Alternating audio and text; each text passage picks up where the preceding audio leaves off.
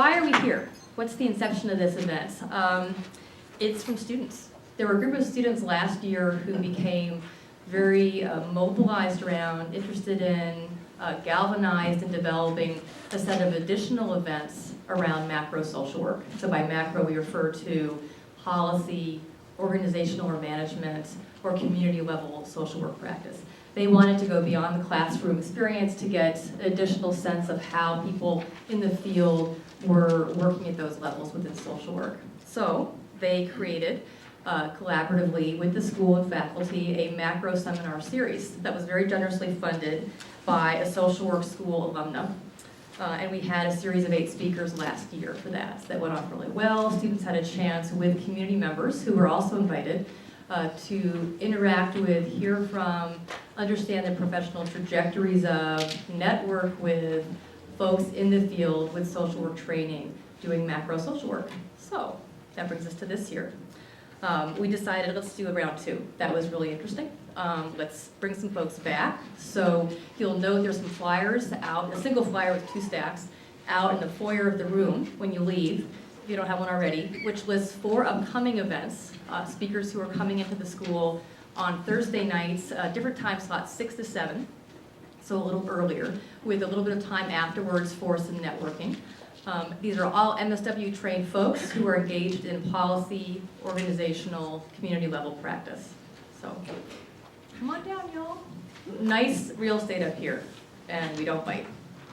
Yeah. Okay, so we have that lineup coming, and this is tonight our kickoff, right? We're very excited about. So having a galvanizing event for thinking about, why we're interested in this series of macro social work. To back up again a little bit, when we started this macro series last year, it overlapped with some really interesting, dramatic, and dare I say radical events, locally and beyond.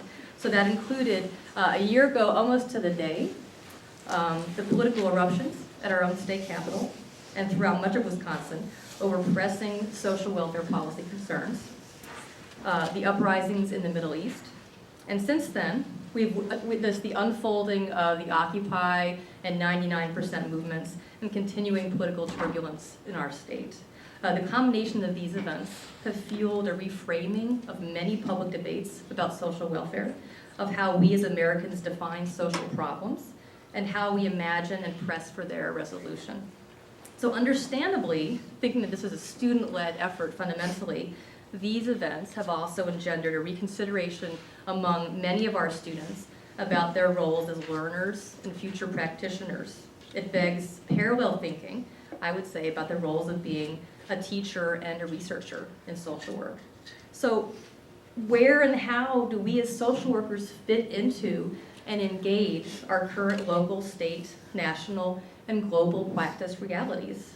For our May graduates, you're out there, you're about to. How does one combine being a competent professional with promoting meaningful and potentially radical change and with earning a living? So to help us wrestle with these and other questions, we are delighted to be joined by Mark Courtney and Ron Chance. It's on you guys. Let's work it out tonight, please. I'm going to introduce them briefly and then hand it over. They're going to speak for a piece each, and then we're going to crack it open for conversation. So Mark Courtney is a professor in the School of Social Service Administration at the University of Chicago. His fields of special interest are child welfare, policy, and services, the connection between child welfare services and other institutions serving vulnerable populations, and the professionalization of social work. He received his PhD and MSW from the School of Social Welfare at Berkeley in California. He also received an MA in clinical psychology. I think it's really important to note in this context, from the John F. Kennedy University and a BA from Berkeley. He's an affiliated scholar of Chapin Hall at the University of Chicago, where he served as director from 2001 to 2006, while he was a member of the SSA faculty previously, where I first had the pleasure of meeting him when I was a graduate student. He also served on the faculties of the University of Washington from 2007 to 10, where I had the further pleasure of being his colleague, and the University of Wisconsin from 1992 to 2000, so he's come back home for a visit. He was the founding director of Partners for Our Children, a public-private partnership housed at the University of Washington devoted to improving child welfare services. Professor Courtney received the 2010 Peter Forsyth Award for Leadership in Public Child Welfare from the National Association of Public Child Welfare Administrators. He was also named Social Worker of the Year in 2000 by the Wisconsin chapter of the National Association of Social Workers. Before moving into academia, Mark worked for several years in various capacities, providing group home care to abused and neglected adolescents. He has served as a consultant to the federal government, state departments of social services, public and private child welfare agencies, and the philanthropic community. He co-authored with Harry Specht, this is relevant to this context in particular, the 1994 book, Unfaithful Angels, How Social Work Has Abandoned Its Mission. And we have Ron Chance also. Ron Chance is currently a community programs manager at Dane County Human Services, overseeing the Joining Forces for Families initiative, one of the largest health and human services collaboratives in the United States. This neighborhood-based teaming approach, involving a community social worker, school personnel, public health, law enforcement, and others, stabilized over 1,700 vulnerable families in 2010 through resource linkage and case management strategies. Ron is also co-director of Dane County's Early Childhood Initiative, an innovative home visitation program with an intensive employment and training approach targeted chronic families in poverty. Prior to this, he was the first facilitator of the Northside Planning Council, a resident-led organization focused on community development. He's also served as project director of the National Youth Gang Project, sponsored by the U.S. Department of Justice, and located at the University of Chicago's School of Social Service Administration. The National Youth Gang Project developed the Spergel model, named after Professor Irv Spergel, to assist communities in their efforts to address youth gang violence. This approach has been implemented by a multitude of cities across the United States. Ron has also worked as an administrator in the nonprofit sector and with the U.S. Peace Corps in Philadelphia and Washington, D.C. He served as a Peace Corps volunteer in Nepal as a teacher. He has a master's degree from the School of Social Service Administration, so we're definitely getting a Chicago team here, and a bachelor's degree in international studies from Bradley University. He was selected as the outstanding social worker for the state of Wisconsin by NASW in 2007. So, the School of Social Work is really, really delighted to have both of you all sharing your insights with us this evening, to fixing and answering all of the questions we have in this regard, and to kicking off our series for this second year. Thank you very, very much.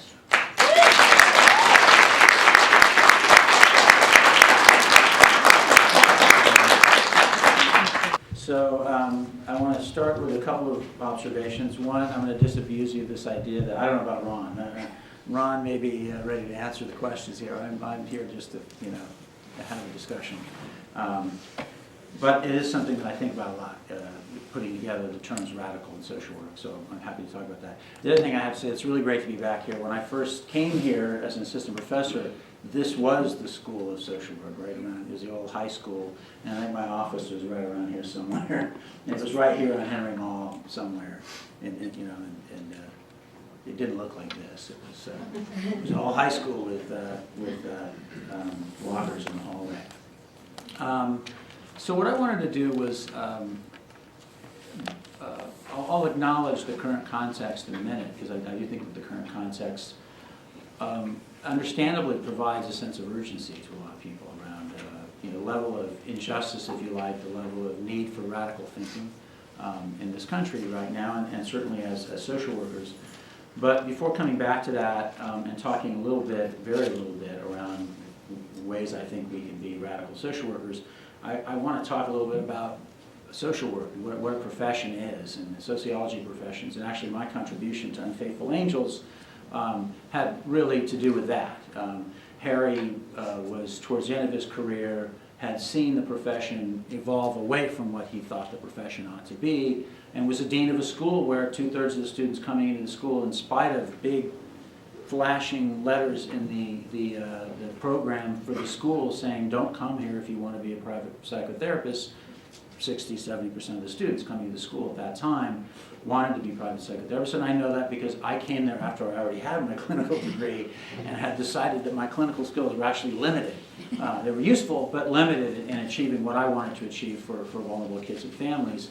And I met a lot of these people when I joined the social, so I've already talked to just a few students today, and I think you have similar experiences, that you find some of your classmates really just aren't as interested in big picture change, macro change, if you like, as you are, and that's frustrating to you. And I found that as a clinical psychologist when I went back to school in social work. And Harry was coming from there, but I really wanted to understand, okay, it's too late now for me to change my mind. I'm a student now in this master's program, and I already have a master's degree. A whole bunch of people are coming up to me and saying, why are you here? You already have a clinical degree? I'm only here because I want to be a therapist and I can get my hours faster and I can get paid, etc. And that was very upsetting to me. And so I studied the sociology of professions, and I think it's worth paying some attention to that. I don't know to what extent you study it in the school here anymore, but there are a few different ways of looking at professions. The old school way is a profession is an occupation with particular characteristics, right? And you can actually look at the history of social work. There was a lecture given by a guy named Abraham Flexner back in 1917 at the National Conference on Charities and Corrections, which ultimately evolved into the National Association of Social Workers. And he basically said, y'all are not professionals. This is not a profession like medicine and law, etc., because you don't meet particular characteristics, and they had to do with esoteric theory, training in university, sanction, licensing, a bunch of criteria. I can go into them, but I don't actually think that's what professions are. But he said you don't meet all those criteria. And in a lot of ways, the profession ever since then has gone out of its way to try to show that it does meet those criteria. Fast forward a ways, and you have people from the left, really Marxist, neo-Marxist, Michael Reich, Stanley Winokur, for example, saying that's not really what a profession is. What a profession is it is a strategy by people to occupy a realm of provision of service, basically. It's a profession is actually a mechanism. It's not an occupation. It's a mechanism people use to control provision of a service. And I have a lot of sympathy with that point of view, actually. If you look at other professions, and our profession, we're not very good at it compared to some of the other professions, but if you look at other professions, you'll see that that's a lot of what they do. Doctors, for example, go out and try to call yourself a physician or a lawyer and see how long you'll be out of jail. Not very long. Although some people manage to do it for a while, but it's hard to do. Fast forward a bit further to a guy named Andrew Abbott, who's a sociologist at the University of Chicago. Not to keep coming back to the University of Chicago, but I actually think Andy's book on the profession is probably the best take on it. And it's a little more sophisticated than I think the neo-Marxist argument, in that it sort of says, yes, this is a strategy, but really what professions are is they're turf claiming operations. That if you look at how professions have evolved over time, and he wrote his dissertation on our profession. And I think he came to his conclusions in a lot of ways because I think our profession is a perfect example of that. How it's evolved over time. Once upon a time, we were the ones that did juvenile justice work, probation. Probation officers were social workers. That's not true anymore, for the most part. How did that happen? Abbott's theory would talk about how that happened, really, that the professions are kind of these claiming operations that bump up against each other. So this is a background. I think this is important to this discussion because if we think that social work is a turf claiming operation, and I think it's okay, I don't think that's necessarily a bad thing to think of it that way, then we can have a little different discussion around what do we mean by radical social work. Right? And I like to use as a thought experiment the statement, professional radical is an oxymoron. If you operate in neoliberal democracy, and you literally go out and say, I want to craft a profession, and the purpose of my profession is to overthrow the basic structure of that system, you're probably not going to last that long as a profession. Right? Now, that doesn't mean I don't think we can be radical social workers, but I just want to put out there, in terms of our expectations of the profession as a whole and professional institutions, I think we have to keep in mind that this is a turf claiming operation. And in fact, I would venture to guess that those of you who are in the room who are students, and even those of you who are not students, and it's good to see a lot of familiar faces, part of what you concern yourself about as a social worker is actually being able to make a living. And when professions become places that you can no longer make a living, or there's no reason to call yourself a professional, because there's really no advantage to that over any kind of other occupational strategy for doing exactly the same kind of work, the profession ceases to exist, or at least that part of the profession that no longer meets that criteria ceases to exist. So So again, I've known, I was a community organizer, a political organizer, various parts of my life, before I was a social worker. Most people I know who are still doing that work never became social workers, right? Doesn't mean it's at all, you can't do that work and be a social worker, you can. But you cannot be a social worker and do that work. And I don't know that the credential of social worker actually gets you anything.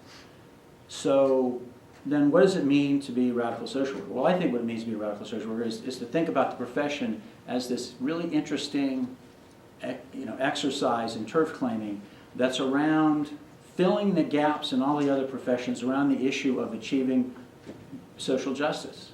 And I would define social justice kind of the way Jerome Wakefield does in he's got a couple of long papers. Somehow Jerry manages to get to write these really long papers in Social Service Review on rewriting John Rawls' theory of justice, basically, and saying, he likes that idea, minimal distributive justice. What we should be doing as a profession is trying to ensure minimal distributive justice by doing what we can to make sure that everybody can participate fully in society. That's really what the profession's about.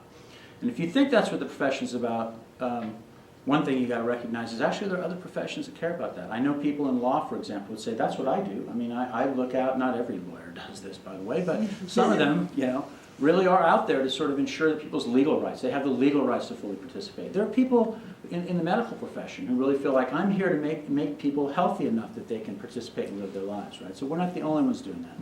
But there's a whole bunch of areas where there's nobody else doing that but us. Harry Speck used to say, social workers do the dirty work that no one else wants to do to help people who need help. That was kind of how he defined the profession, really. So there are these other professions out there. At this point in time, I think that, and I totally understand where students or friends of mine or just citizens are deeply troubled by the state of affairs in this country and internationally, really. Growing inequality, particularly in this country. The fact that a lot of what we call individual problems really are social problems. And the way that, and people are blind to that, right? People sitting next to you in a class seem to be blind to that. The people that would elect particular people to political office seem to be blind to that. And rage at that, concern over that, anxiety over that is a perfectly rational response, right? And so as social workers, for us to be involved in political organizing activity, etc., to try to address that is perfectly logical and natural, and we should do that. But I guess I want us to think more, and I kind of do this, I've been doing this for 25 years, and part of it is a long-term project, really. Like, in a few years you're going to realize, oh yeah, I've been doing this for a few years, and there's still people who feel that way. I mean, I think a long-term perspective is a good thing, or you'll burn out. And that is to look for ways in which, even if there isn't a Scott Walker as your governor, right? But particularly when there is, that for opportunities to both educate yourself around the ways in which inequality, that's where I think radicalism comes in, understanding that a lot of these problems that our clients have are really a function of structural problems, racism, sexism, neoliberal economics, globalization, a lot of things that actually manifest themselves in the lives of individuals and families and communities. And to try to understand in your work, and it doesn't matter where you're working, actually, in my mind, there is a way both to bring that thinking to bear in your work with individuals, but there's also a way to treat your work as a way to empower whoever you're dealing with. If it's an individual client, if it's the organization you work in, to what extent is your organization conscious of the way in which it reproduces those inequalities, right? As opposed to acknowledges that it functions in that. If you're running a not-for-profit agency or you work in government these days, you probably don't get to do exactly what you would do if it were up to you, right? But I don't think that means you throw the baby out with the bathwater. I think you're looking for strategies within your organization, for example, all right, to get people in your organization to understand the ways in which we need to be radical within these organizations. If you work in the policy realm, there are little things you can do. I mean, I can give one example and then I'll shut up and let Ron talk. But I've done a lot of research on youth aging out of foster care in this state, for example. And this state's actually the example of the bad policy of kicking people out at 18. And ironically, Illinois is the example of the good policy. I know when I was here working in human services, I mean, this is kind of a local parochialism that we have everywhere, but we took great pride here, and our human services system was clearly better than those people down there in Illinois. And I think in a lot of ways that's true. In this way, it is not true. The state of Illinois continues to recognize that young people making the transition to adulthood continue to rely on their families, and actually not just their families, all kinds of structures, tax subsidies, scholarships, things like that, many of which go to privileged people, but well into the transition to adulthood. And so the state of Illinois, without getting into how this happened, but the state of Illinois basically continues to provide for young people in foster care, children of the state, through the age of 21. Turns out there are big advantages to that. They're more likely to go to college. Young women less likely to get pregnant between 17 and 19, seems like a pretty good thing on average. Earnings are better, fewer economic hardships, etc. But I didn't do that research just because I want to improve services to foster kids, which I do. I think that's important. Partly I did as I thought, and I thought this 20 years ago, I thought if I could show that this policy, which is a totally rational policy on the face of it, and actually most people you talk to, they say, oh yeah, I'd never thought, would you throw your kid out at 18 and do nothing for them? Not many people at a cocktail party will say yes to that question, or anywhere really. But that didn't change the policy. I thought, what if I could bear witness to this in some way? And I'm a researcher, so this is a way I could bear witness to it. So researchers can do that, social workers, managers, we can all bear witness in some ways. Maybe I could illustrate that this is a good policy generally. Aren't there lots of other people? It turns out there are lots of young people there, but for the grace of God, might be in the care of the state. And actually, they have just as many disadvantages as young people aging out of foster care. And so my long-term project here, another 10, 15 years maybe, is hopefully to affect policy in a fundamental way to recognize that we need social policies that recognize this period of time is very different than it was 30 years ago. It takes longer for young people to be independent economically, to finish their education, to make families, etc. We all kind of know that, but our social policies don't recognize that at all. In fact, our social policies heavily favor wealthy people because they don't abandon their kids and they're in a position to continue to support their young adult children. Right? So just to give an example of, this is just one example of the way you can think big, the old C. Wright Mills sociological imagination, if you like, and apply it wherever you are. I just had a student, a great student, very strong clinician, struggled with this issue, and she wrote a great paper for my class arguing for clinical work directed at social justice. I think she does a great argument, theoretically informed, and basically doesn't back off the idea that I can work with an individual doing clinical work, and that work can be all about achieving minimal distributive justice and helping this person be able to fully participate. And part of that may be actually engaging them and helping them understand their context, and that it isn't just all about you. It's, the world is actually working across purposes toward your well-being.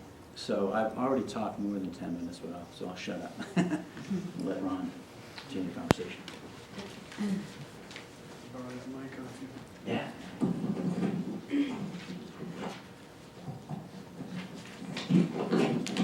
It's going to be a great baton transfer.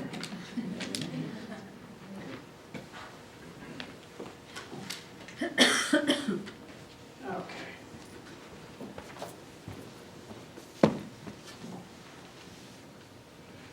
Well, good evening, everyone. Just want to start off with a couple of jokes here.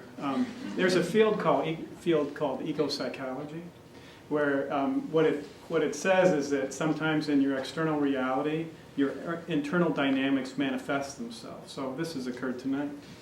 For instance, some of you couldn't get in the front door here, could you? And in today's society, we could call that the door to opportunity. And if you look at the way this room is configured, this is now reflective of our income distribution pattern and where it's heading. It's also probably reflective of what clients today have to do to get access to resources. And we're in pretty troubled times here. I'd like to acknowledge a few people who I think are dynamite radical social workers. Several Austin, who Former Peace Corps volunteer, long-term human services administrator, was head of Planned Parenthood in Wisconsin with death threats to her because she wanted to keep the door open to people who needed to alleviate their circumstances. Leslie McAllister's been a rock and roll social worker in neighborhoods. One of the few people to ever, one of the few social workers ever to work for the city of Madison, and had an interesting, had an interesting time there, I think. And then She's Sarah coming in the Gilmore. Macro Series too, but you can see Leslie talk in a few weeks. Okay. So. What's your topic, Leslie? We haven't figured that out, Anna and I are working on it. Ah. And then Sarah Gilmore, who I have the greatest respect for. She was Community Social Worker of the Year at our last JFF gathering, and sat on point at the shelter here in Madison every day, having to make decisions about who would get shelter and who would have to be turned away. So when I think of radical social work, what I think is, to me, radical social work is engaging in activities to prevent or end conditions of poverty, or involve yourself in activities to franchise people who are being discriminated against or disempowered. And if I look at what's happening in the United States today, according to what metrics I think we need to consider if we are radical social workers, America is in deep trouble. What would those metrics be? To me, they'd be the metric of poverty. In 1968, when Martin Luther King died calling for a poor people's campaign, there were 25 million poor Americans, including 11 million poor children in the United States at that time. Today, there are 46 million Americans living in poverty, and 16 million of those are children. If you look at the recent income stats that have come out, there's been many thousands of families that have fallen into extreme poverty. These are families of four that now have an income stream of less than $11,000. The other metric I'd consider is the prison population. At the end of 2010, America's prison population topped 2.4 million, with over 7 million people under correctional supervision. In that year, 13 million people passed through the criminal justice system. That means through U.S. prisons and jails, and 70% of those were for nonviolent offenses. The unemployed. Now, today, we have 12.8 million people unemployed in the United States, with many other millions that are underemployed. I mean, some of you are underemployed. Some of you have to live with your parents now because the U.S. economy is not producing jobs. And with regard to the long-term unemployed, those jobless for 27 weeks or more, we have 5.5 million people who are long-term unemployed. And this represents 42% of the unemployed population. I was dealing with a man a couple of weeks ago from Pakistan originally. He was 61. He'd run power plants in Pakistan and in England. He sold his house in Pakistan and came here and invested it in a stop and go. And after 3 years, he was bankrupt. His unemployment is ending probably right now, and he doesn't know what to do. And people over 50 are having a real tough time in this economy. As all of you know, as social workers, what we do is oftentimes we stand in the breach between families and systems. We serve as mediators. We try to link them to resources. And nowadays, many times we're in scenarios where the resources are scarce and we can't help families. In our initiative, if a family is $1,500 down without an income stream, we say, do you got someplace you can move? Do you have an extended family you can live with? We have to walk away from those families because there's a number of other families which we have to use these precious resources to help. We have to use the money wisely. So, according to those metrics, America is not the greatest country in the world. In fact, if you measure us against those metrics, we're in the bottom quarter of developed countries in the world. So, what's my story? I think, as social workers, if we're sophisticated, the first thing we do is we try to understand what a person's story is. What's my story? Well, my parents grew up in poverty. My father went to war when he was 15, World War II. When he came back, he met my mom, who was not high school educated. They were a part of the lower class that came into the middle class at the end of World War II when the U.S. economy was robust. My dad became a plumber. Unfortunately, when I was in the 4th grade, he passed away. And the thing that saved our family from falling into the lower class was Social Security benefits and veterans benefits. My mother got her GED. She went to work immediately. She remarried, and that's what stabilized her household. That's why on my bulletin board in my office I have a picture of Franklin Delano Roosevelt, who I respect greatly. I think is one of the greatest U.S. presidents in U.S. history. What I've been doing for the past 18 years is I've been over an initiative called Joining Forces for Families. Basically, they're community social work positions. The theoretical underpinning of the program is a generalist perspective, which your school teaches, which means that social workers have to address multiple levels in their daily social work activities, ranging from the individual, the family. They have to work in teams. We work with public health nurses, schools, social workers in purchase of service agencies. We team with police officers. We work with residents to try to improve their communities. And our activities are pretty much information sharing around family and community issues. We do collaborative case management when it's necessary. We try to figure out how we can improve situations in neighborhoods, and at times we try to force systems change. And I think that what's important about that is the open door. You know, now in our system, there's not too many open doors for people to walk through where we don't have this categorical, eligibility requirement. And I would say that the initiative has been successful. We've established collaborative networks. We've been able to do some very interesting things, like we have localized resource clusters where private businesses and churches and local citizens put cash into these resource pools, and our social workers try to help families, with those cash resources. We have extensive linkages into churches and faith-based organizations, which can be helpful to people. We developed an early childhood initiative, which is a home visitation approach with an intensive employment component where we work the whole family, which is actually the next paradigm of home visitation. I can't believe they don't have that in place. I wanted to call Deb Darrow and say, Deb, come on, employment, low-income people, educational linkage strategies, and then linkages to the job center so that people can get access to safety net benefits right away, and maintain them and prevent sanction hits because we have somebody from the job center that teams with us. But over the years, you think about, well, what's working, what's not working with these types of initiatives. Leslie's always been on me saying, Ron, more case management. And what we found is, well, I got to keep the door open, got to have an open door. But what we've seen is that what's missing and what we're trying to get into place now, and which I think has implications nationally, is we need a full scope response on employment. I mean, nowadays, the bottom line is a lot of the safety net resources aren't there. People can't sustain themselves on W-2. And the reality is, for low-income people, is that they're having to work 2 and 3 jobs right now. The new corporate strategy to make a profit, by the way, is not to employ people full-time, to avoid the pension benefits. That they have to work 2 and 3 jobs, they get no benefits, and they churn in those jobs.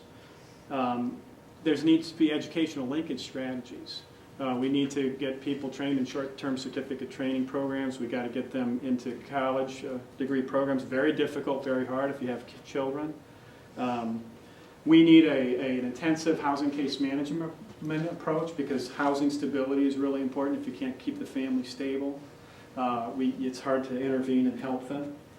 The other thing, which I know Sarah has seen in her work, is that there's this nexus now with a subgroup of families, which is aorta mental health, domestic violence, and trauma histories. Mm-hmm. And if we don't have an adequate intervention of that, our educational linkage strategies and our employment strategies will not work.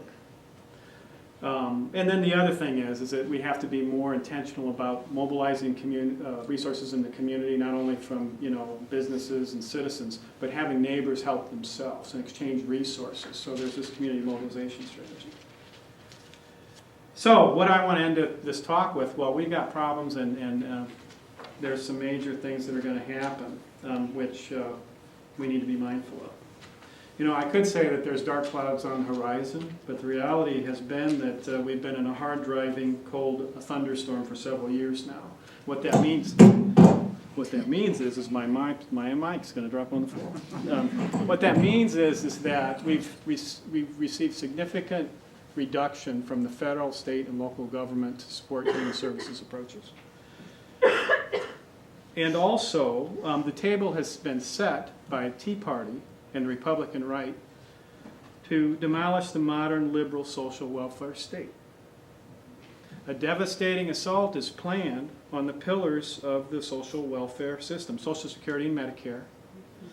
And basically what they're going to go after is they're going to go after the gains that were achieved under the New Deal and the Great Society legislation.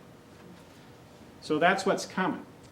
What do I see now in our human services system? Is I see increased demand for resources, declining services to families. Ron, could you hold my I also see, we're seeing families we've never seen before. I mean, these are people that were middle class that are dropped down into the lower class. And it's very hard to get into housing in Madison right now if you have a criminal record or you have bad credit history, because the people who've lost their homes are taking up that existing housing stock. People churning in low-wage jobs. In a lot of our social service delivery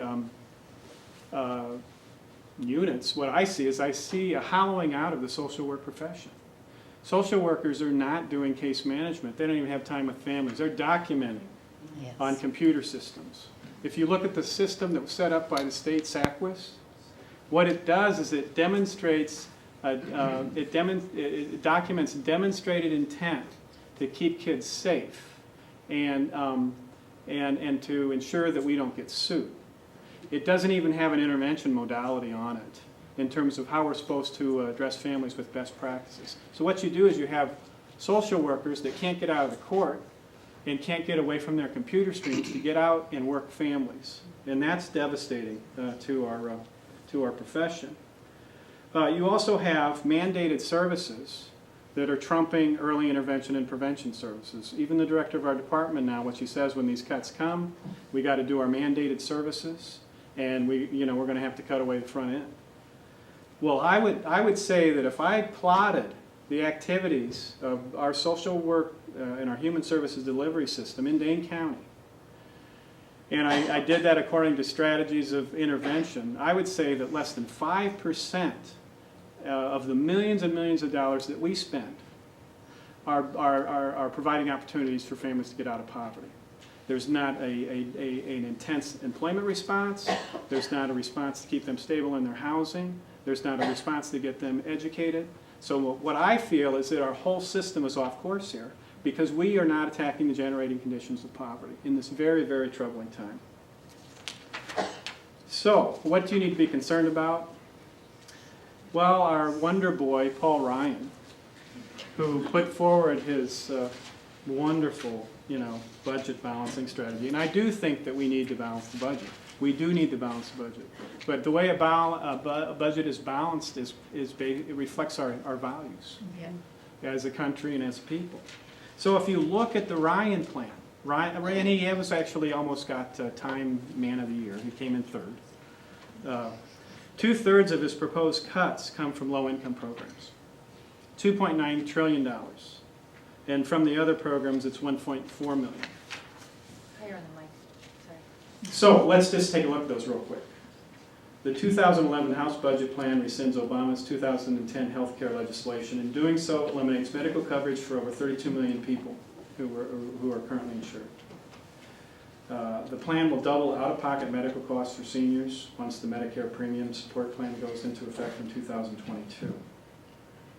The Ryan Committee budget would radically alter long-standing entitlement programs. The CBO wrote, the large projected reduction in payments in the Ryan proposal would require states to decrease payments to Medicaid providers, reduce eligibility for Medicaid, provide less extensive coverage to beneficiaries, or pay more themselves than would be the case under the current law. Under the Ryan plan, total spending for housing, transportation, social services, foreign aid, food stamps, unemployment, the FBI, Department of Justice, would fall from the 2010 level to 12% of the gross domestic product. You can read this on and on and on, and basically it's evisceration of the social welfare state. Now, I was talking with my friend Jerry, who I met in Pillow, he was from Iowa. We were overseas. I was the first person to get him drunk, by the way. Radical social worker. So anyway, he works for Pelosi. And basically what he says what we're heading for is razor thin margins in this next election in terms of our statewide contests, the recall for the governor, and nationally. And what he said, it's kind of surprising. He says that they're going to lose the Senate, but they may take the House back, which is quite interesting. But it concerns me because if they run the table, America's going down, quite frankly. This is the scenario where Grover Norquist said that what he wants to do is to drown the social welfare state in the bathtub. Okay? So when I think of this, I think, as radical social workers, if we want to engage in radical social work activity, what should we be focused in on the next several months? And I participated in the recall elections. I went door to door. I went out of the Dane County. And what happened there is that we were pounding middle class doors and people were sick of us.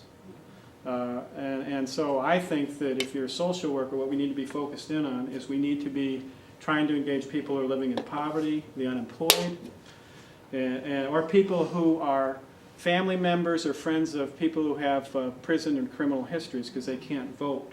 We need to engage these people in low-income neighborhoods, get them registered to vote, make sure they have their voter IDs, and on the day of the election, get them out to vote so that we can win in these elections. So if any of you are interested in doing that, talk to me after the session. I know Leslie's going to help me with that. There are residents out there right now that are registering people to vote. Some of them are great people. They get, the day of the election, they'll be out with bullhorns telling people to get out of their house and vote. But that's what I think, if you're a radical social worker and you want to engage in radical activities, that we need to be focused in on in the next several months. Thank you.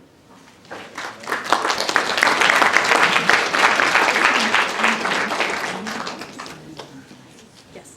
So I've been asked to have you guys stay in one place. We can videotape you to follow the questions. Sure. That's fine. Sure. Okay. Okay, so let's throw it open. We have a mic. We would request use of the mic so that it can get into the videotape that we're doing for folks that can't be here tonight. And Tracy will very kindly run the sprint approach to getting the mic to you. All right, who's up first? What? Oh, don't be shy. Come on now. Jill, do you have a question? You joking about something? No. Yeah, a comment Okay, too. Or comment, yes. I'm sorry, a comment too. This is a conversation, actually. So yes, a comment would be great. Comment or question? I have a Okay. question. And here? Hi there. So I'm no scholar of the history of social welfare at all. So I'm wondering, is it not true that in times of constriction of economy, recession, typically in the history of the United States, the social welfare has expanded, social welfare state has expanded, and values, citizenry were in support of greater safety net measures. Is that that's my impression. It's not true. Great Depression is sort of true. What can you help me understand why, with millions of people out of work, with employment closed as an option to people, half of our country is in favor of eliminating the little safety net that we have? I mean, I just don't understand.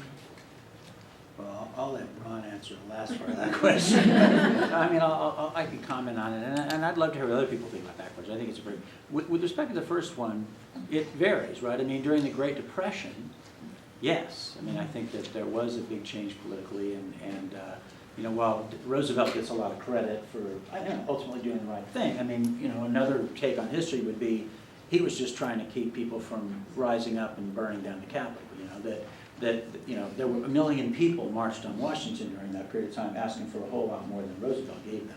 Right. So I think that it's the magnitude of the problem. Back in the early '80s, I lived through a very big recession. Ronald Reagan got elected. Mm-hmm. I don't think they were expanding the social safety net during that period of time, as I recall. Now, of course, Ronald Reagan actually raised taxes too. You know, ultimately, after he and Stockman kind of bankrupted the country. one thing I want to say, you gave me the opportunity to say something else, though, which is, what does social work do during these periods of time, right? And I do think, I don't know what kind of history class gets taught anymore here at the school, but I do think that,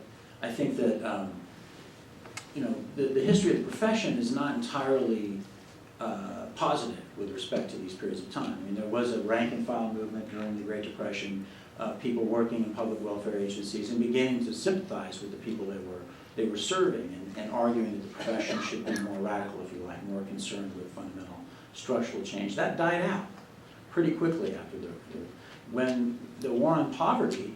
I mean, there were a lot of people, architects in the war on poverty, that the last people they wanted at the table were social workers, because, you know, social workers are not at the forefront of arguing that these problems were structural problems. And some of it's unfair. The welfare rights people, I think in some ways, you know, unfairly characterize some social workers. But the profession was not a leading force in the war on poverty.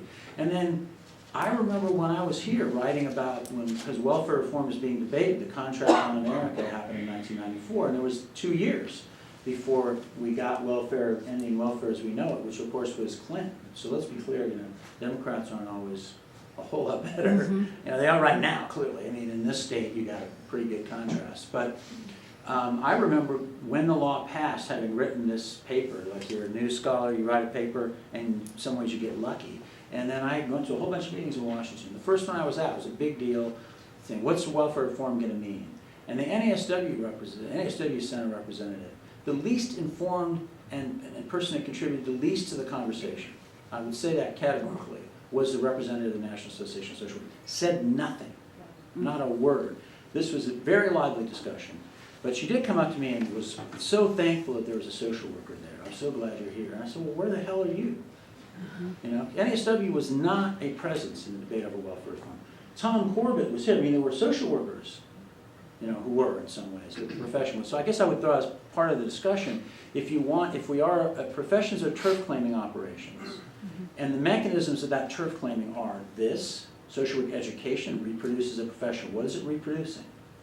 What are we training social workers to do? What are the tools you have if you want to be radical working as a clinician, an organization, community organization, whatever, policy making? What are the tools you have to do that?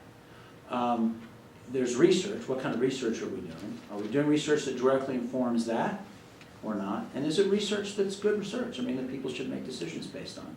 And what are our professional associations? Who do they represent? Most social workers these days graduating are BSW social workers. More people graduate from BSWs, I think, than MSWs. I don't know what their organization is. You know, NSW sure as hell doesn't represent them, at least not at the national level. So that didn't answer your question, but I wanted to say, in terms of the history, it's not just the history of what are the public thinking, and maybe Ron can answer that. But as a profession, what do we want to do, right? I think this is an opportunity. Those are the folks that I met with at lunch who are very concerned about, understandably concerned about this, and kind of want some of their classmates to be as concerned as they are, and want to struggle with what can we do as students and future social workers. This is a great time. It's a better time to have that conversation when everything's hunky-dory, actually. Because I think part of what happens with the public is we are lulled. There's a narrative, right? Why are we not investigating? Because we're buying the part of the narrative that we're broke. We need to balance the budget. I mean, I don't know, really, you know, now, no, I don't think we should balance the budget right now. I think we should spend our way out of the mess we're in and then have a long-term strategy, perhaps. But people just are drinking the Kool-Aid, basically, is what it is. And I think we should be thinking about how do we get them to stop drinking the Kool-Aid and be drinking something else. So, beer sounds good. We will be drinking beer later than What you were talking about, I think, was regulating the poor, was what Piven, and what you didn't add to it is that they expanded social welfare benefits when there was social unrest in the streets. Mm-hmm. Now, what we have today, it's a different dynamic. I mean, the budget deficits are massive. I mean, we spent $3 trillion on 2 wars. Mm-hmm. The housing industry fell apart. Mm-hmm. And so what's interesting about this election, you should, if you really want to have a fascinating read, look at the demographics of Tea Party members. So what's happening now is we have massive deficits. The economic elite are very concerned about the value of the dollar. And where it's different is that we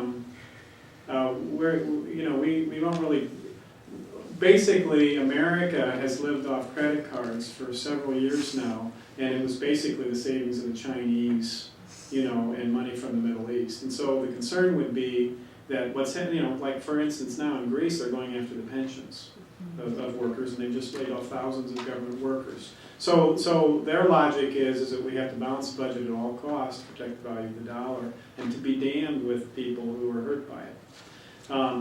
I agree with Mark. I think if you want to get out of this, it's got to be a gradual strategy. If you balance the budget overnight, we're going south into depression. But what you need to do is you need to raise taxes and cut programs at the same time. And the biggest program you have to cut is military spending.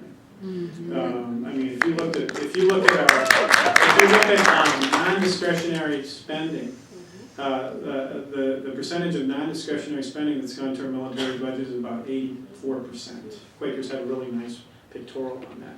So with regard to what Mark was saying about what you can do in your profession, as social workers, I've always said that I've generally found social workers to be apolitical. I'm sorry, but they aren't political. And the bottom line is if you're not political and you don't work campaigns and you don't have relationships with politicians, you're not going to be respected. I think when FDR did the New Deal program, Francis Perkins was standing behind the social worker. When Obama was addressing the economic crisis, who was standing behind him? Economists and lawyers and Wall Street brokers. And so to be respected, you have to get political. And the other thing is you have to be willing to get fired. I've been fired once in my career, and I think that, if you're really taking risks at times, you may get fired for what you do, so. Hey, other questions? When you get to the question, one thing we should disabuse people of, and this is kind of Kool-Aid people drink, right? The idea that we should tax the idle rich less than we should tax. So capital gain, I mean, and actually they're doing polls now. I mean, I think there are opportunities out there right now. The latest poll suggests people actually think capital gain should pretty much be taxed at the same rate as everything else, right? And when Warren Buffett and David Stockman, we all know who those people are, right? When David Stockman is going on national TV and saying, you got to raise taxes on the rich. And this is the guy whose strategy as the budget director for Reagan was, we need to deficit spend to crush the ability of the federal government to ever do social policy. This is what I'm talking about. Even he's saying, this is out of hand, we got to tax people more, rich people more. Yeah, let's tax rich people. Tax me, I'm not that rich, but you should, I don't pay enough taxes. And I think actually now is the time. I'm optimistic, but we have to force our political leaders that we think are friends on the so-called left in the Democratic Party to actually make that case, because a lot of them don't even make that case. Okay, I'm from Michigan, and I have a question regarding basically child welfare workers being I consider glorified secretaries. I'm deeply concerned with the process. It seems like you guys are doing pretty much the same thing we are as far as doing paperwork instead of social work. I don't know how to stop that, because basically if you don't do the paperwork, you're fired. And what way or what suggestion do you have to change that? What's the radical solution for that? Well, I mean, I was talking to Mark at dinner. One of the things you got to try to look at is you have to look at what type of a metric would transform the system. And I think one of the metrics that would transform the system is attaching cost to cases. Because I think that there are some families that we're dealing with, they're costing us $150,000 a year. If you track it intergenerationally, I mean, it's probably $500,000. Hennepin County, they identified their 200 top most expensive families. In 1997-98, it was $27 million a year. So some of this is and what's really sad is that these people hit a whole bunch of different systems, and they cost a lot of money, but there's no dashboard to see how they're hitting the systems. So I think you know, if poverty continues to increase, there's going to be more of a flow into child welfare systems, and it's going to break the bank. And so hopefully, I would think that if you sat down with politicians and you listed your top 200 families, and they're seeing $150,000, $200,000 hits, they'd say, what are you going to do about it? And I think then the issue is, does social work really work? I mean, if we have an intensive employment strategy, if we have a housing stability strategy, if we're actually able to do social work, that's why they call it social work, okay? Then maybe we'll have an impact. And you know, for me, it's very, very simple. Is you go to the family and you ask them what they need and you give it to them. And go back to them and ask them and see if it works. And what are they going to ask you for? I need a job. I need to be stable in my housing. You know, I need to feed my kids. And I want the American dream. Okay, we have a question up here. Yeah, I've come to the field of social work, I guess, similar to what Mark was saying. I was a social worker, then became a psychologist, and now I'm gradually working my way back to social work. And a lot of what you guys have talked about, and I really enjoyed your talk tonight, but a lot of what you're talking about isn't new problems. And the numbers of people who need help are continuing to grow. And the people who want to help are continuing to grow. But, you know, we go through these cycles where this keeps happening over and over again. And so, you know, there's two things that I just notice a lot of. And this is anecdotal, but it's happened on the East Coast where I lived and in the Midwest now where I've moved to. And two of them are, it seems one, that there's such a lack of coordination amongst those of us that want to help, that everybody's going for the same pot of money. So you may have people with some good ideas, but each one of them has their own way of getting to it. And it ends up being 15 people splitting already up a small pot of cash. So a lack of coordination of the effort. And the other is, it's just continually the lack of us as a profession connection to the people that actually need their services. The lack of either having folks of diverse backgrounds in our field in various areas, or just that we've lost sight of being connected to that group of people, so that even though we may want to help, even when we go to do it, we do it in ways that maybe make sense to us, but never really seems to have any follow-through, because in the process we're alienating the very people we want to try to help. And I see that, I mean, as an ongoing problem, as I said, for some time in different areas. And I just wonder, with you guys, what have you seen? What do you think about that in a way of maybe a solution? Because we have the numbers, we have the intelligence, we have a way of redoing the paperwork system so that we could spend more time in the field. We have a lot of good suggestions and ideas, even in this room, but they never get manifested. And that's not just now, that's historically. So why does it keep happening that the good ideas never make it to the table, even when we have numbers and even when we do have political power? Well, I guess I would agree with the statement that none of these issues are new, but I guess I wouldn't agree with the statement that none of the ideas ever get to the table or that we don't see some. I mean, I think Joining Forces for Families, I remember when I came here, I thought, wow, this is kind of an example of what we ought to be doing. Actually, in our book, we have a last chapter, a community-based system of social care, which I think is part of the solution. I don't think that's everything the social profession should be doing. But I moved to Dane County and I found it in some ways. You know, I mean, you know, Ron and the folks, all the folks that he's been working with over the years really are trying to do that. And while, yes, this is not a great time in the history of that effort, I think there have been great successes there. I think one of the tensions for us in our profession in terms of trying to do change is, on the one hand, it's a calling. And all of us, to some extent, come because we want to help people, we want to change things. Some, we want to change the world more. Some, I'm humble, I just want to help this individual, right? But we were talking at lunch, I think a lot of the folks who are stuck with, well, I just really want to help this individual, it's because they don't know how to do more than that. They don't know, even in their work with individuals, how to empower them to recognize where they in their own lives, once, you know, we get you housed and everything like that, you know, you shouldn't entirely blame yourself. Part of the reason you're here is X, Y, and Z, and you can go out and be part of the solution to that one. Within organizations, we don't give people the skills, frankly, in our schools of social work, you know, to do that. The other thing is the distinction between that calling, right? And so we all know what we need to do. We need more resources, which is true. That's true. We do need more resources to do right by vulnerable populations. But we also need to do what we do better. And this issue of paperwork, for example, like, I don't think we need no paperwork. I don't think we need as much paperwork as we have. But one of the reasons we have, and one of the main reasons we have as much paperwork as we have, is because we actually haven't managed these institutions very well, right? And so, and it's not just that we don't have resources. Yes, that's part of it.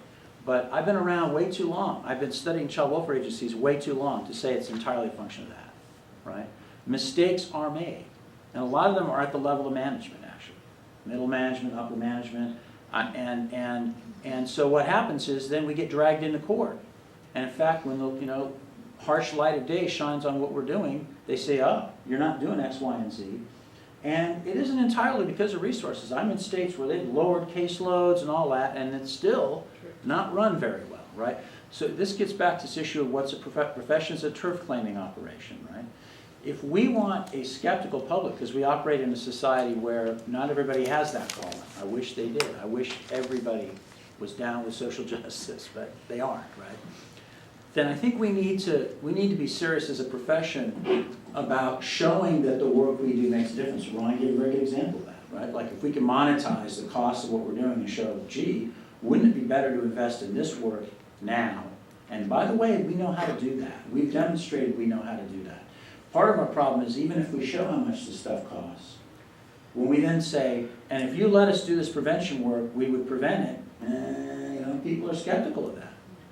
And it isn't just because they don't want to invest money. It's because they actually have good reason to be skeptical of that. So part of the professional enterprise is owning, I think what the professional social work ought to be about is owning the publicly supported social services from top to bottom, right? We should have some of the best minds in social policy. We do. This school has some of the best minds in social policy.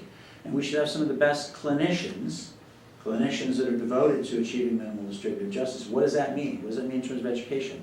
And what does that mean for our professional associations, right? You're saying about collaboration. Our professional associations don't provide a vehicle for that, right? So maybe we got to start new professional associations.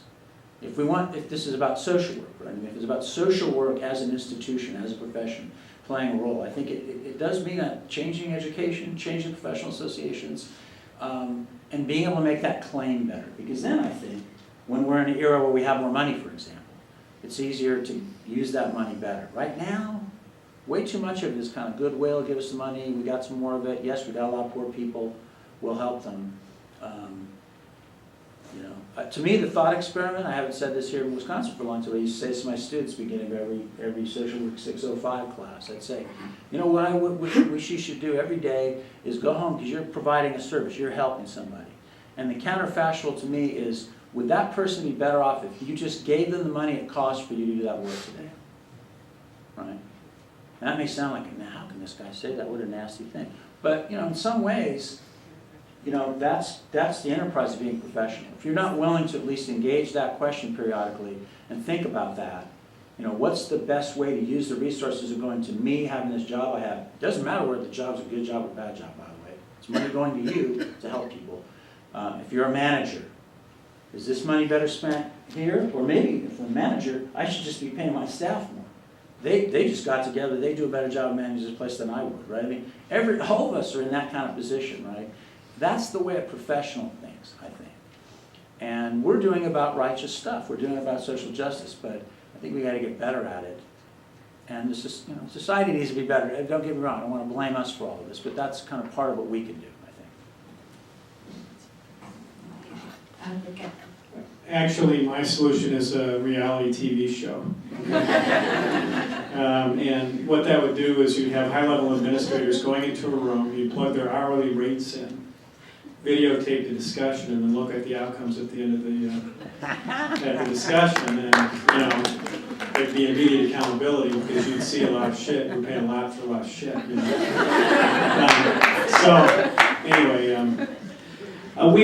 We had a delegation from China come here from Shanghai. They came here to study our systems, and they had different teams, and I was kind of the facilitator for the human services team. And very polite, very engaging. And at the end of it, they said, "Can we really be frank with you? I said, "Yeah, sure, what do you?" She goes, "We looked at all of this, and the way you're delivering services looks like a god-awful mess." and my experience has been that a lot of times we look ridiculous to families because you have several different actors coming at you. They're telling you contradictory things, and they're not giving you what you need, and they don't know what they're talking about. Okay, so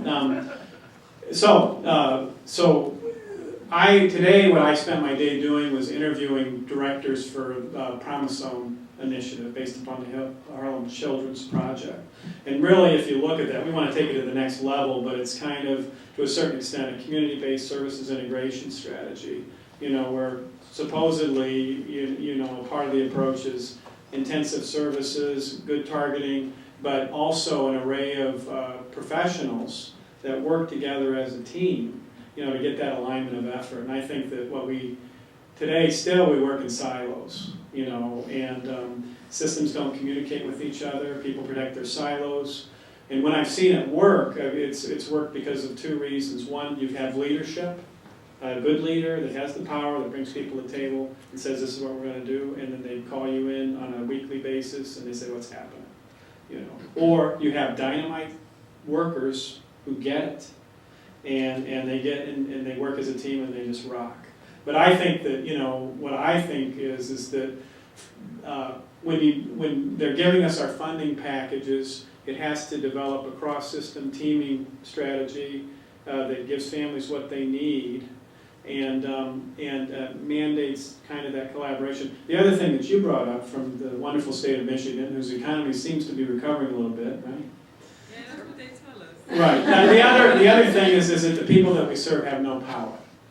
We tell them what we're going to give them, and we give them, and there's no countervailing force there. In my agency, which is a typical Department of Human Services, we're dealing with mostly low-income people. Now, does that mean that middle-class people don't beat their kids? No. It means that if we go after middle-class people, they can hire attorneys and they have some countervailing force. So I think part of this dynamic is, which we struggle with historically as a profession, is how do we give the people that we're serving some power that can influence, the service delivery pattern so they can get what they need.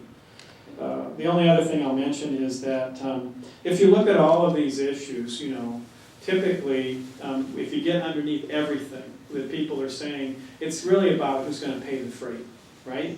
And it has to do with income redistribution policy. And so a lot of people throw all these arguments out, but underneath that, it's who's going to pay for it. And I think basically what's been happening in the last couple of decades, because of the income inequality, is the rich tier elite have been winning that battle. Okay, we've got about 6 people that have questions, so we're going to try to move a little quickly. Okay, you have a question? All right, I do. Hi. So my question is, so Ron talked about social workers helping getting out the vote by working with clients and client families. Right. So I was wondering if you could talk about briefly about issues involved both ethically and strategically that come up with social workers working with clients on political issues, and if there's ethical issues or potentially issues that agencies can use and bring up with their workers, and if there's strategies or things that social workers need to think about when they start sort of crossing boundaries like that. You're saying that you Well, my comment was with my comment was with working with residents in low-income neighborhoods, not necessarily clients, but invariably that's going to come into play, because if you're in certain neighborhoods, you've got to run into your clients. And I don't know, maybe somebody in the crowd would have a better response than I can come up with that. We're always dealing with these boundary issues when we have community-based approaches. Do you have anything to say on that, Leslie, at all, or do you have a lot of political stuff? Yeah, I can talk a little bit about it. Well, were you saying, I didn't hear you, Ron, saying that, and maybe correct me if I'm wrong, I didn't hear you saying that, like, people on the dime of Dane County Human Service should be out, doing get out the vote thing. No, it'd be on your private It's more on your time. private time. I think what Ron was saying was, yeah, if we're social workers and we're radical, we see what's going on, we should be going to get people to vote, right? I think as social workers, I think it is perilous to sort of get into partisan politics, be telling your client, what do you think about this election, that kind of stuff. And I'm not even, ethically, I kind of have problems with that myself. But that doesn't mean that I wouldn't talk to a client who is homeless, and is homeless because, basically, where I live in Chicago, there are not a whole lot of jobs where a lot of poor people of color in particular live, right? And yes, there's great transportation, but not necessarily for where the jobs are to where they live, etc. And I think just sympathizing with people around the nature of their work is good social work. The nature of their condition is good social work. And it's empowering to feel like this isn't entirely my fault, because the messages generally people are going to be getting is this is entirely my fault. And that in the process of doing that, I think over time people become a lot more, can become much more conscious of their own condition, and they may choose on their own to get politically active. But yes, in my free time, I'll try to go register people. I'll go to an Occupy event, those kinds of things. But I wasn't hearing you say, that as an agency we should be out doing partisan politics. No, and it's just getting people to vote, exercising democracy. So I think a couple of things. I think one thing that we need to be working on is educating people around their rights around voting. And I think that is completely, and it's not partisan, it doesn't, I don't think, break any ethical standards, but particularly when you talk about populations that have served time, there's definitely rules around that we need to make sure that people understand. We have a new marvelous voter ID law, and that's a huge work of the neighborhood that I've been mostly connected with and allied, that we're still working around all of those issues around voter ID and how to educate people and how to educate one another. I think that's the other thing, is that we assume that as social workers we're going to be well informed about how those laws actually work and how they affect our clients. And if our colleagues don't understand what's really going on, then we're not really there to be supporting the clients that we're serving. And then the other thing I would just add is that there are folks in neighborhoods who are low income, who have capacity to do some work around these issues, and the idea is they have to identify them and work with them. In Madison, we have a lovely structure of neighborhood associations, and some of the neighborhood associations are stronger than others. Some of the neighborhood associations in low income communities are particularly challenging because of their connections either to elected officials that might be unsavory. And so there's a little power imbalance with who sort of gets to sort of run those neighborhood associations. But in neighborhoods like Allied, there are a group of people who are working on issues, and particularly around things that affect their neighborhoods. They're very interested in working on this, but they need some skill and they need some tools to be able to do that. So that's my 2 cents. This is more like $2 to me.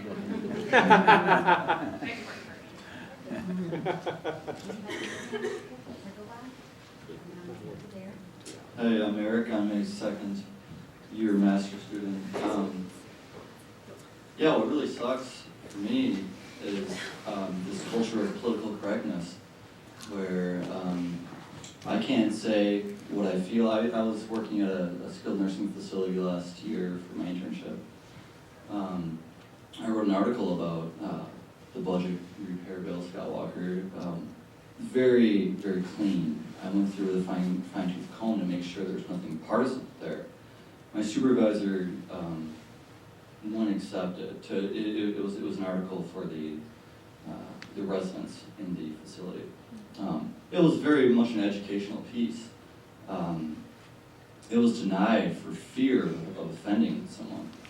When you're talking about reproducing the profession, what I think about is at lunch we were talking about this, the importance of the school social work.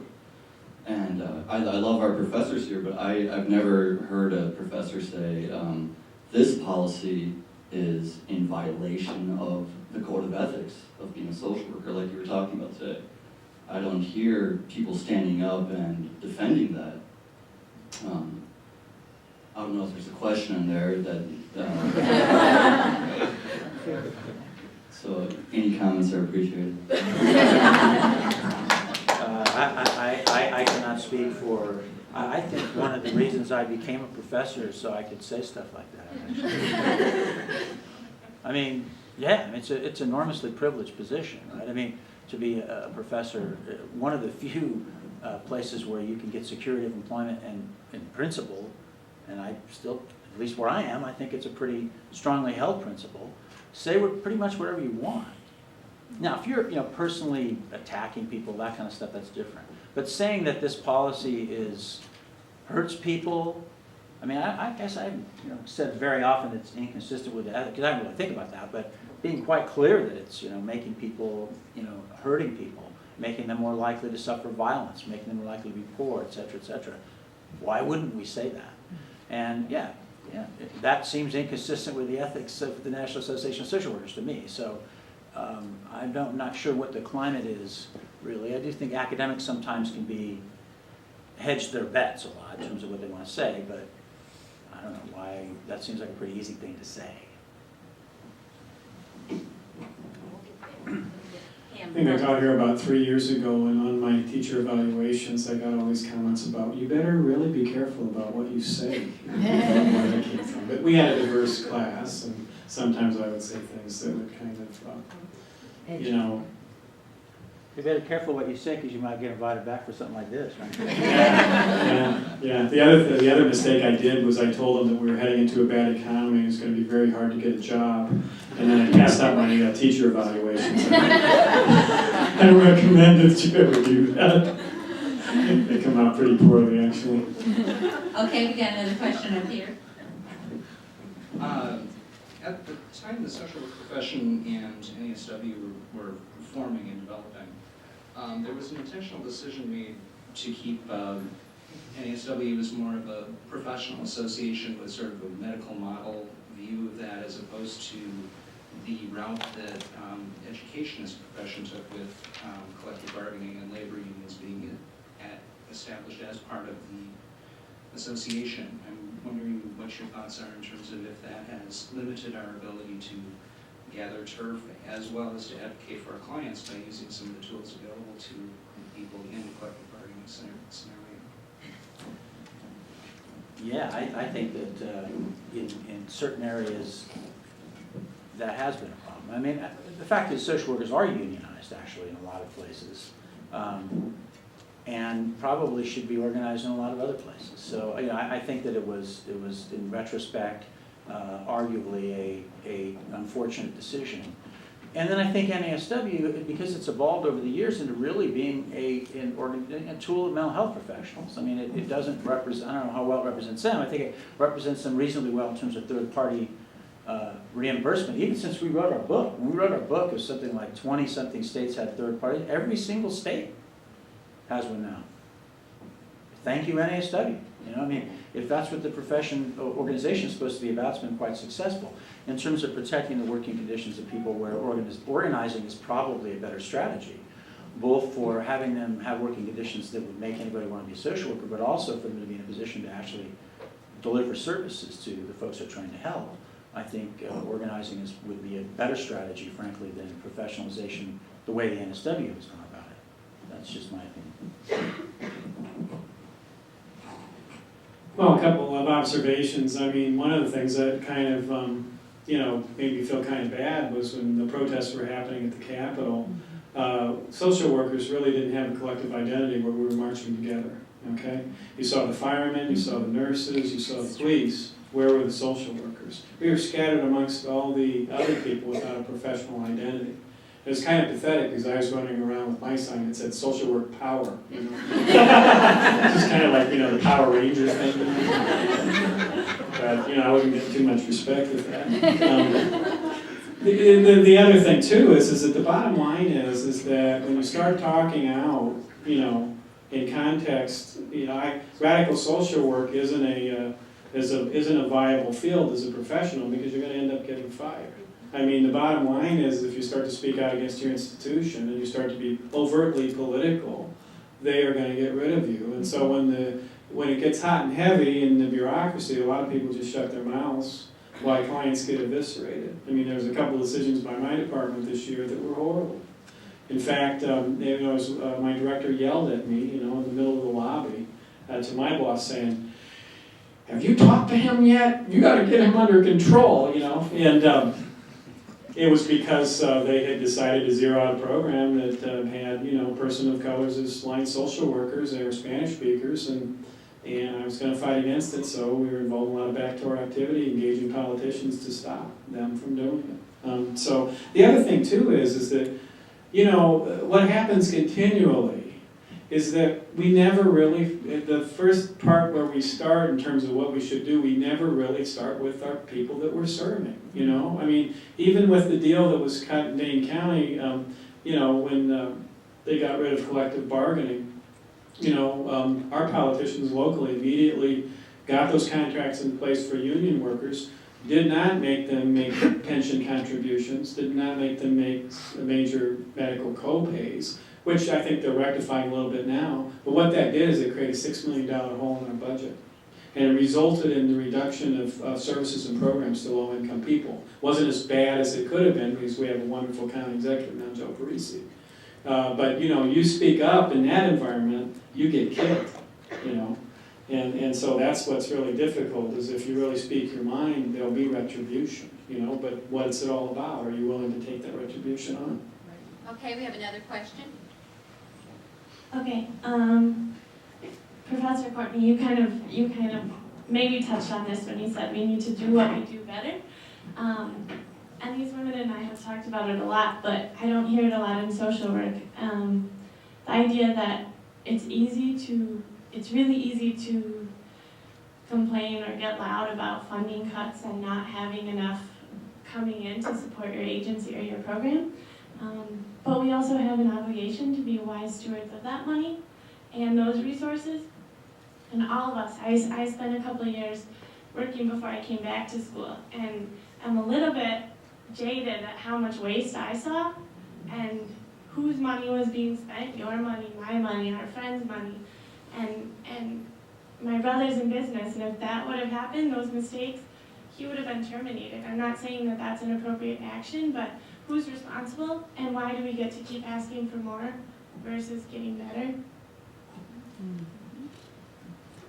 Who's responsible? Well, I think it's a mixed thing in terms of who's responsible, because it is the case that human services are underfunded, and if I don't believe entirely in the rational choice economic model, even though I am at the University of Chicago. But the fact is, people get paid a whole lot more being managers in the private sector than in the public sector, which is part of the problem, right? That being said, I think we need to mind the business a lot better than we do. I mean, I've got all kinds of examples of, in multiple states I work in, that to basically echo what you're saying, that waste and just not good strategic management, directed at progressive social goals. There's nothing incompatible with good management and good social justice work. There's nothing incompatible about it. And I'd like to think that schools of social work, maybe not entirely on their own, maybe they're going to partner with B schools or public administration programs or whatever. But if we're not training the people to manage these institutions, somebody else will. And they won't necessarily have the same, ethics we have. I mean, that's part of the issue, right? I mean, I actually think the skills that you learn in a business school, more than business school and public administration programs, frankly, at least the business schools I know, are essential to delivering good human services. And we don't have enough of that. And we're not generating out of school social work. So, and then, yes, these business people come in, you get a good manager coming into a program, and they're like horrified at what they see. And yes, they come out of the private sector, they sap a whole bunch of, they fire people and ask questions later quite often. You see that in government these days. People come in and, these social workers, they're all kind of don't know what the hell they're doing, and I'm going to clean house. Well, that's not a good solution either. But if we want to avoid that, I think within the schools, I don't see any solution really outside of schools of social work taking that role seriously. If, public institution like this, big land-grant universities where there are not many MSW programs, and I don't want to speak out of turn here, but I expect that my colleagues on the faculty here probably wouldn't look kindly on 3 more MSW programs starting in the state. They'd say, well, why aren't we expanding our program? Well, then they ought to be training those administrators. Right? Unfortunately, there's very few schools of social work that have any training for administrators anymore. Once upon a time, that was very common. In fact, the school I'm at is called the School of Social Service Administration. If you were in the UK, there's a whole social administration, that's a whole field, right? So I'm ranting on here, but I mean, I think it's really important. And to some extent, it's the fault of our society underinvesting in these institutions, but to some extent, it's our fault, and we need to own it. Okay, we have another question, Sephora. This will be the final one. Sever, take us out. I have no question, I just can't stand not to say something. I think most of us know that we are in a profession where risk-taking is fundamental. That is by definition what's expected of us. Everything we read, everything we're taught, everything we experience says that we have to do some things that could end up being harmful to us. That's just the way it is. If we're not willing to do that, we should go find something else to do. Between now and May 5th, in the state of Wisconsin, there are going to be huge fundamental decisions made about how people that we just talked about are treated, about how you as a profession are treated. And every single one of us should find one thing. I urge you, one thing. Not 10, but one, to do between now and May 5th. There's a very short time period, and big decisions are going to be made, and there's not a single one of us here that couldn't contribute to the outcome of what happens. I can say that at 8 o'clock at night, and I still say it at 2 o'clock in the afternoon, to the extent that I can. So I hope you will find one thing that affects the political future of the state, because you know what's at stake. You just heard what's at stake from these gentlemen. So anything that those of us that teach here can do or would be helpful, I'm sure that we would happily do that. So get out and do so. Yeah.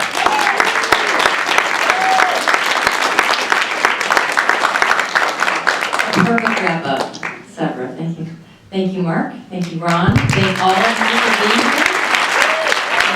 Thank you. Thank you very much. Really nice. And to everything